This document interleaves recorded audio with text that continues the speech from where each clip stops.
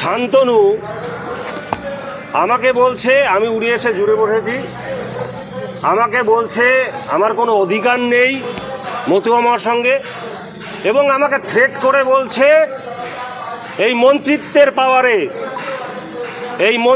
পাওয়ারে আমাকে থ্রেট করে বলছে তোর টিকিট কে দেয় আমি দেখব। আজকে মাকে গালাগালি দিয়েছে, আজকে মাকে থ্রেট করেছে। আজকে আমি এই ভক্তদের কাছে বিচার চাইছি, ভক্তদের কাছে আমি বলছি, সমগ্র মতুয়া সমাজের কাছে, কোনো রাজনীতির মানুষের কাছে না, আমি সমগ্র পশ্চিমবঙ্গ, ভারতবর্ষ, সারা পৃথিবীর সমগ্র মতুয়াদের কাছে আমি বিচার চাইছি যে প্রধান উপদেষ্টা শ্রীমতী ছবিরানী ঠাকুরানী তার উপরে এরকম অসভ্যভাবে এরকম গালিগালাজ এরকম কেন হবে, আজকে অবহেলা কেন হবে, এবং আমি বাড়ির বড় ছেলে মহাসংঘাধিপতি কেন এরকমভাবে শুধুমাত্র মন্ত্রিত্বের জোর খাটিয়ে আর কয়েকটা একদম দালালকে সঙ্গে নিয়ে ঠাকুর বাড়িকে একদম কুক্ষিগত করে নিজের মতন করে এ থেকে জেড পর্যন্ত করে কেন এরকম থ্রেট কালচার চলবে, এর বিচার চাইছি সমগ্র মতুয়া সমাজের কাছে।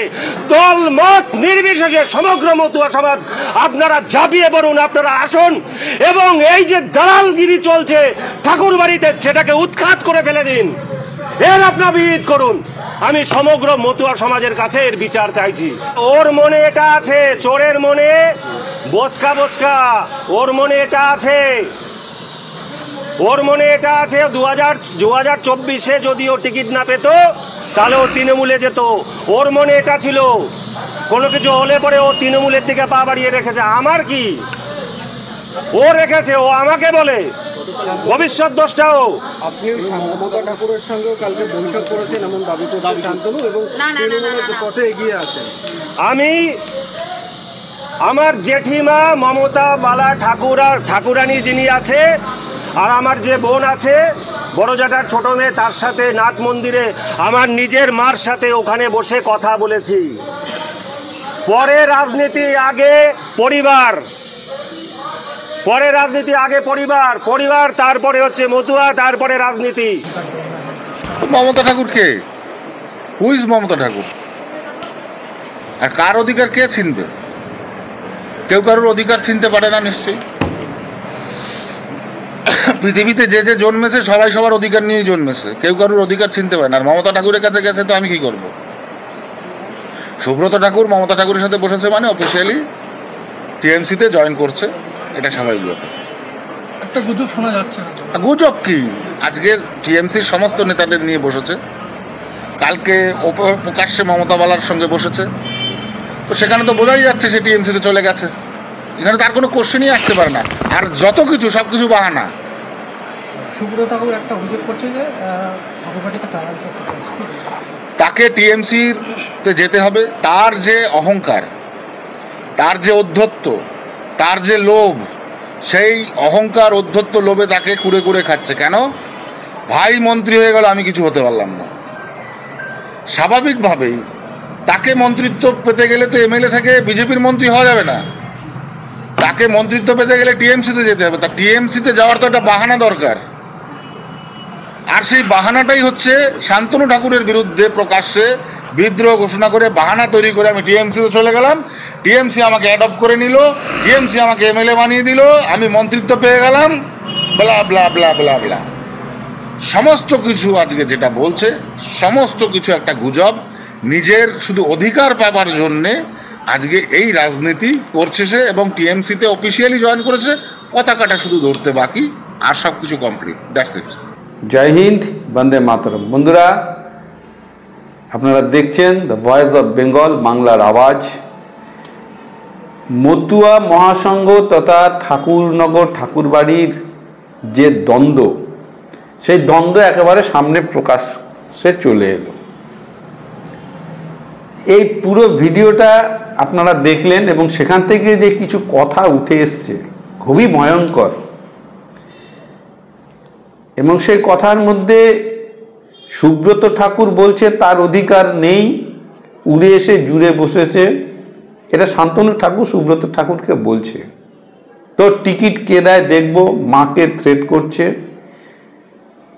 বড় ঠাকুর মানে বড় ছেলে সুব্রত ঠাকুর বলছে শান্তনু ঠাকুর থ্রেট করছে। তাহলে ভাইয়ে ভাইয়ে থ্রেট চলছে, তোকে টিকিট কে দেয় দেখবো। আর এরা, এই সুব্রত ঠাকুর হচ্ছে বড়, তিনি বলছে মতুয়া সমাজের কাছে বিচার চাই। আপনারা নিজেরা মারামারি করছেন আর আপনারা মতুয়া সমাজের কাছে বিচার চাইছেন, লজ্জা করে না আপনাদের? আরো কথা যেটা বেরিয়ে এসছে, সুব্রত ঠাকুর শান্তনু ঠাকুরকে চোর বলছে, চোরের মন বোচকা বোচকা, চোরের মন বোচকা বোচকা। আপনারা দেখলেন ভিডিওটা, বড় ভাই ছোট ভাইকে চোর বলছে। আর 2024-এ টিকিট না পেলে তৃণমূলে যোগ দিত শান্তনু ঠাকুর। সেটা কোন দলে কে যোগ দেবে সেটা তাদের নিজস্ব ব্যাপার। আরো যে কথাগুলো চলে আসছে সেগুলো আগে বলিনি। সুব্রত ঠাকুর বলছে পরে রাজনীতি, আগে পরিবার তারপরে মতুয়া, মানে আগে পরিবার তারপরে মতুয়া, মতুয়ারা হচ্ছে পরে, তারপরে। আগে আমরা রাজনীতি নয়, পরে রাজনীতি, আগে পরিবারকে, আমরা পরিবাররা কিভাবে ভালো থাকবো, সুখে থাকবো, তারপরে মতুয়া যারা আছে তাদের মাথায় তো কাঁঠাল ভেঙে আমরা খাচ্ছি, সেটা খাওয়া যাবে এখন, আগে পরিবার ঠিক রাখতে হবে। অধিকারের লড়াই চলছে, টাকার অধিকার, এই যে বলছে না যে অধিকার নিয়ে শান্তনু ঠাকুর বললেন, কে কার অধিকারের কথা বলে? সবাই অধিকার নিয়ে জন্মেছে, এখন অধিকারের লড়াই চলছে ঠাকুর বাড়িতে। টাকার অধিকার, ক্ষমতার অধিকার, কে টিকিট পাবে তার অধিকার, কে মতুয়া মহাসংঘের সংঘাধিপতি হবে তার অধিকার। আরেকটা কথা শান্তনু ঠাকুর শেষে যেটা বললেন, ভাই মন্ত্রী হয়ে গেল আমি কিছু হতে পারলাম না, অহংকার, ঔদ্ধত্য, হিংসা। আচ্ছা বলুন তো, আপনাদের পূর্বপুরুষ শ্রমজীবী, কৃষিজীবী, পিছিয়ে পড়া নমশূদ্র জাতি এবং আরো জনজাতিদের তাদের শিক্ষায় দীক্ষায় উন্নত করার চেষ্টা করেছিলেন, তারা আত্মবলিদান দিয়েছিলেন, তারা নিজেদের জন্য ভাবেনি।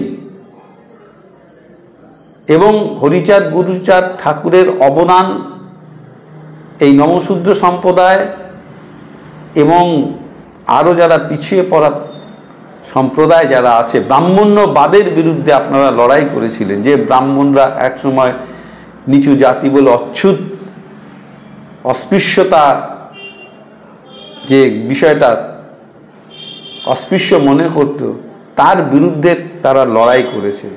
আর আপনারা এখন কি করছেন? আপনারা সেই আরেকটা ব্রাহ্মণ্যবাদের জন্ম দিলেন না। আপনাদের পা ধুইয়ে দেয়, গামছা দিয়ে মুছিয়ে দেয়, এ তো আরেকটা ব্রাহ্মণ্যবাদ।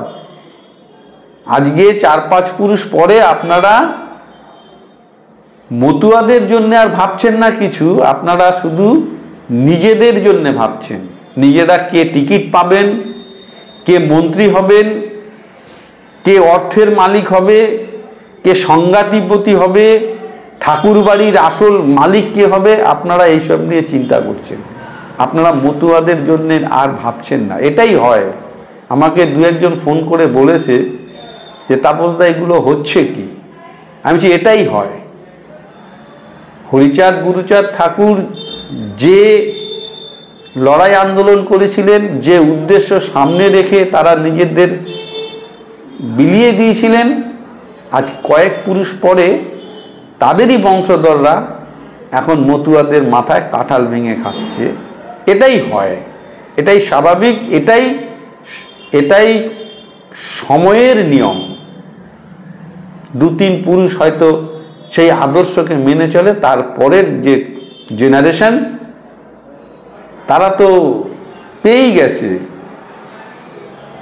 লক্ষ লক্ষ টাকা, কোটি কোটি টাকা দান ধ্যান ইষ্টবৃত্তি ভোগ করছে।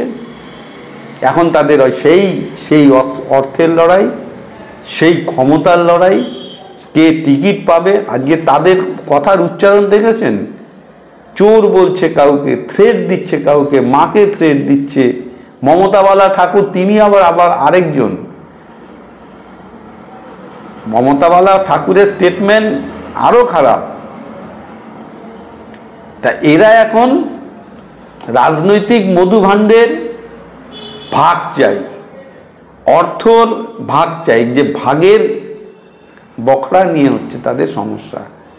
মতুয়াদের নিয়ে এরা আর ভাবছে না, মতুয়াদের নিয়ে ভাবার মানুষ আর নেই। এরা এখন নিজেরা মারামারি করছে, গুতোগুতি করছে, ক্ষমতার কেন্দ্রে থাকবে। যে লড়াই হরিচাঁদ গুরুচাঁদ ঠাকুর শুরু করেছিলেন, সেই লড়াই এরা আর লড়ছে না, আর পারবেও না লড়তে। কারণ 3-4 পুরুষ পরে সেই জেনারেশনের এটা এরকম অনেক উদাহরণ আছে, যেমন অনুকূল চন্দ্র ঠাকুরদের উদাহরণ আছে, এরকম প্রচুর উদাহরণ আছে। তখন তারা বংশ পরম্পরায়, যেটা ব্রাহ্মণ্যবাদ, বামুনের ছেলে বামুন হয়, বামুনের ছেলেই বামুন হবে, লেখাপড়া জানুক চাই না জানুক, মন্ত্র পড়তে জানুক চাই না জানুক। এই মতুয়াদেরও তাই হয়েছে। ওই হরিচাঁদ গুরুচাঁদ ঠাকুরদের বংশধরেরাই ঠাকুর হবে।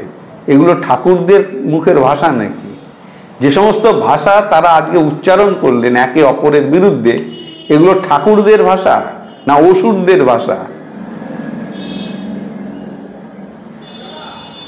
ঠাকুররা এইভাবে কথা, ঠাকুর মানে আমরা ঠাকুর বলতে আমরা ঈশ্বর, ভগবান, দেবতা ভাবি।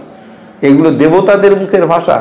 এক ভাই আরেক ভাইকে চোর বলছে, এক ভাই আরেক ভাইকে থ্রেট দিচ্ছে, একজন বলছে উদ্ধত্ত হয়েছে, অহংকার হয়েছে। তাহলে হয়েছে অহংকার। ঠাকুরদের অহংকার থাকে, ঔদ্ধত্য থাকে। ঠাকুররা অধিকারের লড়াই করে, ঠাকুররা সেবা করবে মানুষের। এটা অনেক দিন থেকেই চলছে।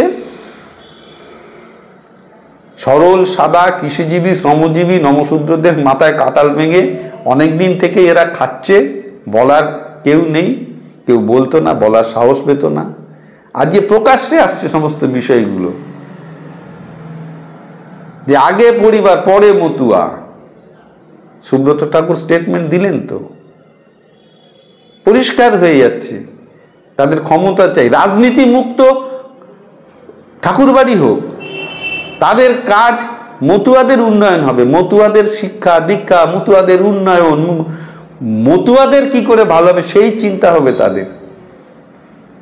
আজকে সেই চিন্তা না করে তারা কি করে ক্ষমতার কেন্দ্রে যাবে সেই নিয়ে চিন্তা করছে। এই অনেকদিন ধরেই চলছে, সামনে আগেও এসছে 2-1 বার, এখন একদম স্পষ্টভাবে চলে এলো। জয় হিন্দ, বন্দে মাতরম। বন্ধুরা নমস্কার, সবাই ভালো থাকবেন।